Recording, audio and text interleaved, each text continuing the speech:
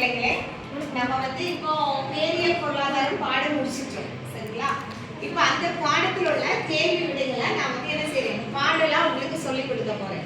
இப்போ இதுல 1 mark questions இருக்கு, 2 மார்க் क्वेश्चंस இருக்கு, 5 மார்க் क्वेश्चंस இருக்கு. இப்போ நீங்க அந்த பாடலை மனப்பாடம் பண்ணி படிச்சிட்டீங்கன்னா இந்த 1 வேர்ட் 2 மார்க் 3 மார்க் क्वेश्चंस எல்லாமே நீங்க என்ன செய்யலாம், அட்டெண்ட் பண்ணிடலாம். சரியா? இப்போ இந்த பாட்டு நம்ம பாடலாமா? சரி, எல்லா பாடலும்